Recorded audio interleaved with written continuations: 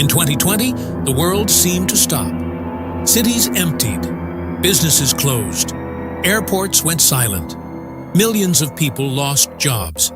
Entire industries froze almost overnight. For many families, it felt like economic survival had become the only goal. And yet, something strange was happening beneath the surface.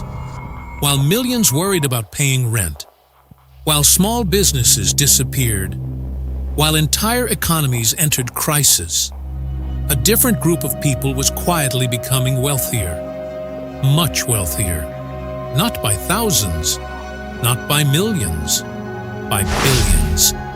In fact, some of the largest fortunes in modern history were created during one of the worst global disruptions in generations. At first glance, this makes no sense. How can wealth explode when economies are suffering? How can some people become richer during periods when so many others fall behind? The answer reveals something far bigger than a single crisis. Because this pattern didn't begin in 2020, and it didn't begin in 2008, or 2001, or even in the 20th century. For thousands of years, every major economic shock has done something similar. It has transferred wealth, not destroyed it, transferred it, from some groups to others.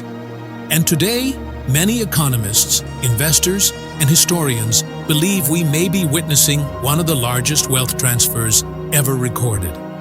The question is not whether wealth is moving. The question is, who is receiving it? And why do most people barely notice it happening? The illusion of destruction. When people think about economic crises, they usually imagine wealth disappearing. Stock markets crash, banks fail, businesses close, savings shrink, people lose jobs. Everything looks like destruction. But history tells a different story. Most crises do not simply destroy wealth, they redistribute it. Imagine a forest fire. From a distance, all you see is devastation. Trees collapse, smoke fills the sky, entire landscapes appear ruined. But underneath the ashes, something else is happening. The environment is reorganizing itself. Some species disappear, others thrive. The same thing happens in economies. Economic crises are rarely equal opportunity events. Some people lose assets. Others acquire those same assets at discounted prices. Some lose purchasing power. Others gain leverage. Some are forced to sell. Others are waiting with cash. The result is not merely destruction. It is transfer. And history is filled with examples. After wars, after financial crashes, after revolutions, after inflationary periods. Again and again, wealth moves from one group to another. The people who understand the transfer often emerge stronger. The people who don't often wonder what happened. To understand today's transfer, we first need to understand an uncomfortable historical truth. The biggest fortunes are often built during periods of maximum uncertainty. The lesson from the Great Depression. In 1929, the United States experienced one of the most devastating financial collapses in history. Stock prices crashed, banks failed, businesses disappeared, millions became unemployed. For ordinary Americans, it felt like the economy itself had broken. Entire life savings vanished, families lost homes, investors jumped from windows in panic, or at least that's how the story is usually told. But another story was unfolding at exactly the same time. While many people were forced to sell assets, others were buying, quietly, patiently, and often at historic discounts. During the depths of the Great Depression, some investors accumulated real estate, businesses, and stocks for fractions of their previous value. When recovery eventually arrived, those assets multiplied in value. The crisis had not eliminated ownership. It had changed ownership. Assets moved from weaker balance sheets to stronger balance sheets, from people who needed immediate cash to people who already had it. This pattern would repeat again and again throughout history, and every repetition revealed the same principle. Crises reward liquidity. Crises reward ownership. Crises reward patience. Meanwhile, those without financial flexibility often become forced participants in the transfer, not because they made mistakes, but because survival leaves fewer choices. And that brings us to a crucial realization. The modern economy may be running the same script on a much larger scale. The 2008 crisis and the Great Housing Transfer. In 2008, the world watched another financial collapse unfold. This time, the crisis began inside the housing market. For years, home prices had climbed steadily. Banks issued mortgages at record pace. Credit became easier. Debt expanded. And many people came to believe that housing prices could only move in one direction, up. Then the system cracked. Mortgage defaults surged. Financial institutions faced enormous losses. Markets panicked. The global economy entered its deepest downturn since the Great Depression. And once again, headlines focused on destruction. Families lost homes, retirement accounts shrank, construction projects stopped. Entire neighborhoods were filled with foreclosures. But underneath the panic, another story was developing. The same story history had told many times before. Ownership was changing hands. Across the country, homes that once belonged to families entered foreclosure. Properties flooded the market. Prices fell dramatically. For many households, this was a disaster. But for investors with access to capital, it became an opportunity. Large investment firms, private equity groups, and institutional buyers began purchasing enormous quantities of real estate. Not one house, not 10 houses, thousands, entire neighborhoods, entire portfolios. Properties that ordinary families could no longer afford to keep were being acquired by organizations with deeper financial resources. And when housing eventually recovered, those assets appreciated. The value returned. But ownership had changed. The crisis had not simply reduced wealth. It had shifted it. This is an important distinction. Most people see the crash. Few notice what happens afterward. They remember the losses. They rarely follow the transfer. And the transfer is often where the real story exists. Because wealth is not merely about money. It is about ownership. Ownership of land. Ownership of businesses. Ownership of productive assets. Ownership of things that continue generating value long after the crisis ends. By the time recovery arrived, many ordinary households were still rebuilding. Meanwhile, large asset holders were benefiting from rising prices. The gap widened, and once again, history repeated itself. Those who owned appreciating assets recovered first. Those who relied primarily on wages recovered later. The divide was becoming more visible, but the biggest transfer was still ahead. The pandemic wealth explosion. Then came 2020, a crisis unlike anything seen in generations. Factories stopped, travel stopped, restaurants closed, offices emptied, entire economies slowed simultaneously. At first, many experts feared a second Great Depression. The uncertainty was enormous. No one knew how long the disruption would last. No one knew how severe the economic damage would become. And yet, something extraordinary happened. Financial markets recovered with astonishing speed. Asset prices surged. Stock markets reached new highs. Real estate climbed. Technology companies expanded. luxury assets appreciated, and the wealth of many of the world's richest individuals increased dramatically. To many observers, this seemed completely disconnected from reality. How could markets be booming while so many people were struggling? The answer lies in understanding where newly created money tends to go first. When governments and central banks intervene during crises, their goal is often to stabilize the financial system. They lower interest rates, they inject liquidity, they encourage lending, they attempt to prevent economic collapse. But money does not spread through society evenly.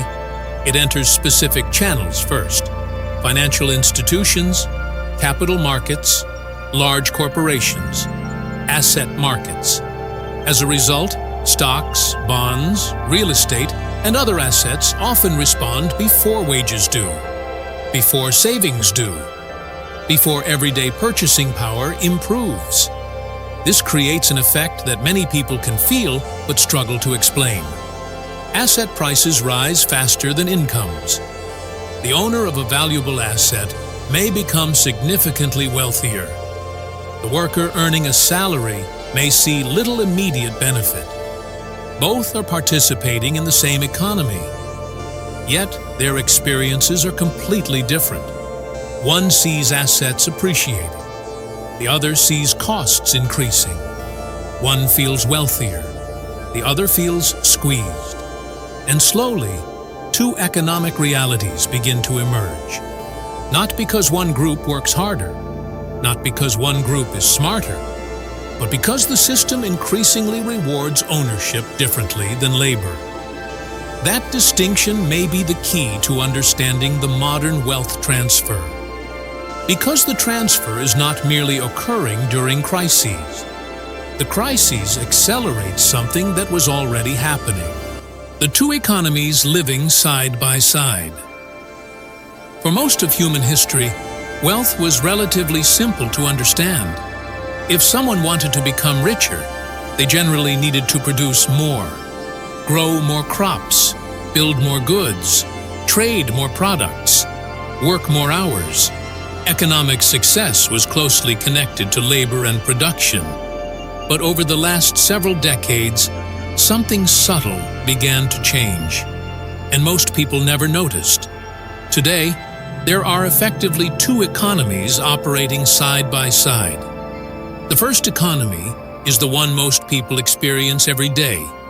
It is the economy of wages, the economy of salaries, the economy where income is exchanged for time. People participate in this economy when they go to work, when they earn paychecks, when they save money, when they budget for groceries, rent, education, and healthcare. This is the visible economy.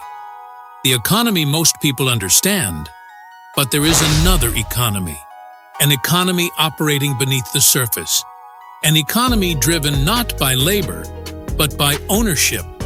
Ownership of businesses, ownership of stocks, ownership of real estate, ownership of intellectual property, ownership of productive assets. And over time, this second economy has been growing faster than the first. Consider a simple example. Imagine two individuals. Both begin with similar incomes. Both work hard. Both make responsible decisions. The first person saves cash. The second person acquires productive assets, a home, stocks, a business. Perhaps a combination of all three. 10 years later, their experiences may look dramatically different. The saver discovers that inflation has slowly reduced purchasing power. Housing prices have risen. Asset prices have risen. The cost of living has risen. Meanwhile, the owner benefits from those same increases. The rising home price becomes wealth. The rising stock market becomes wealth. The growing business becomes wealth. The same economic forces affecting both individuals create opposite outcomes. One pays higher prices. The other owns the thing becoming more expensive. And this is where many people begin to feel that the system has changed, because in many cases, it has. Historically, wages and asset prices often moved more closely together. Today, asset prices frequently outpace wage growth for extended periods. The result is a widening ownership gap, and once that gap begins to widen, it tends to reinforce itself. Because assets generate income. Income purchases more assets generate more income. The cycle compounds. Meanwhile, those without assets often face the opposite dynamic. Rising costs reduce savings. Reduced savings delay ownership. Delayed ownership means missing future appreciation. The cycle compounds in the opposite direction. This is one reason wealth transfers can become so powerful. They are not one-time events. They create momentum. Momentum that can continue long after the crisis itself has ended. And this helps explain one of the most confusing realities of modern life. Why millions of people can feel financially stuck, even during periods when stock markets reach record highs, because they are watching one economy from inside another. The real winners of every crisis. At this point, a question becomes unavoidable. If wealth is being transferred, who is receiving it? The answer is not as simple as the rich. History shows something more specific. The biggest beneficiaries of major economic disruptions are often those who possess three advantages: capital, ownership, and patience. Capital provides options. During crises, many people are forced to make decisions under pressure. Sell a house, liquidate investments, postpone opportunities, focus on immediate survival. Those with available capital face a different reality. Instead of being forced sellers, they can become buyers. And buyers often gain access to assets at reduced prices. Ownership is the second advantage, because ownership allows individuals to benefit from recovery. When property values rise, when businesses recover, when markets rebound, owners participate directly. The recovery becomes their gain. And finally, patience. Perhaps the most overlooked advantage in history. The people who benefit most from major transfers are often not those who predict the future perfectly. They are the ones who can simply wait. Wait through volatility. Wait through uncertainty. Wait through panic. Again and again, history rewards those who can survive long enough to see recovery arrive. This pattern appeared after the Great Depression, after financial crashes, after housing collapses, after market panics, and after global crises. The names change, the technologies change, the circumstances change, but the mechanism remains surprisingly consistent.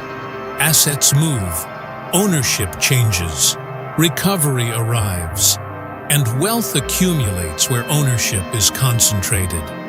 Which brings us to the final question. If this wealth transfer is happening now, what does it mean for the transfer most people still don't see? When people hear the phrase wealth transfer, they often imagine a secret transaction, a hidden deal, a backroom agreement, money moving directly from one person to another. But history suggests something different. The largest wealth transfers rarely happen through a single event. They happen through systems, through incentives, through economic forces that operate slowly enough to be ignored, yet powerfully enough to reshape entire societies. And that may be exactly what is happening today, because the biggest transfer of wealth in modern history is not necessarily moving from one individual to another. It is moving from one category of people to another, from those who own productive assets to those who do not. This distinction matters because ownership does not simply determine who has wealth today. It often determines who receives wealth tomorrow. When housing prices rise, owners benefit. When businesses grow, owners benefit. When markets recover, owners benefit. When technology creates value, owners benefit. Again and again, economic growth flows first toward ownership. Meanwhile, those without ownership often experience the same changes very differently.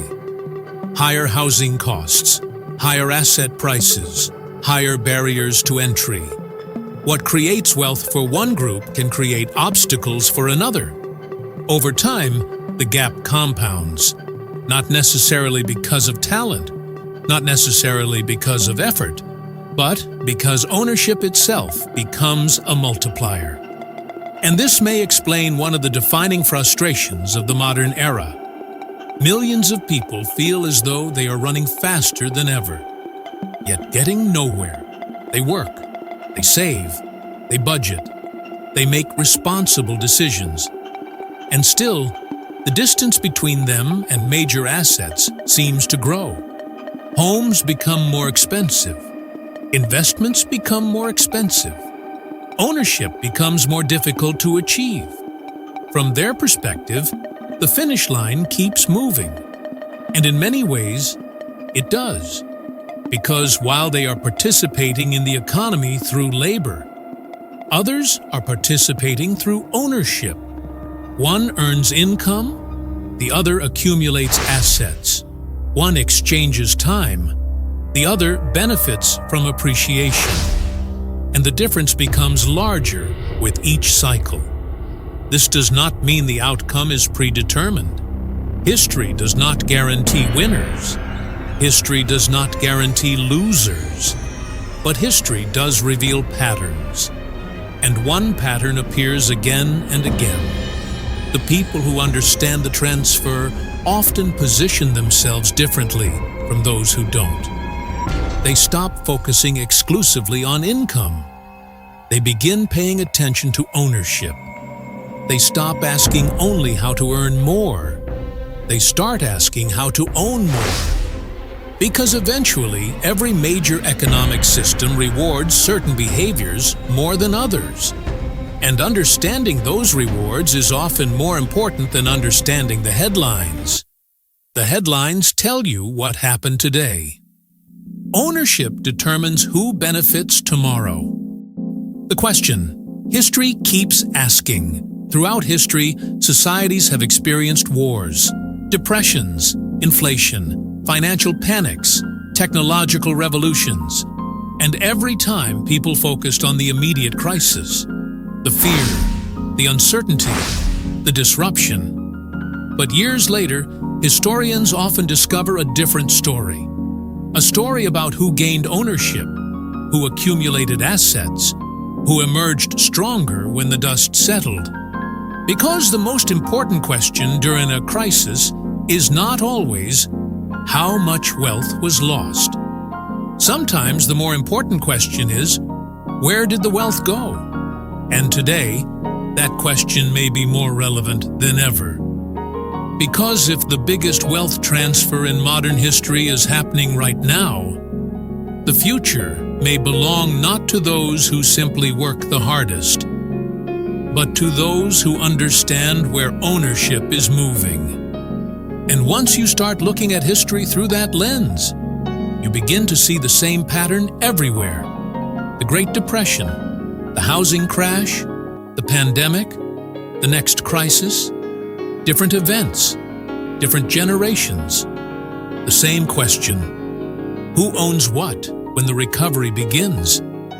Because in the end, the greatest fortunes are rarely built during the boom. They are often built during the transfer. So, here's the question: do you think today's wealth gap is mainly the result of individual choices? Or is it the result of a system that increasingly rewards ownership over labor? Leave your thoughts in the comments. Because the most important economic stories are often the ones happening quietly, while everyone else is looking somewhere else.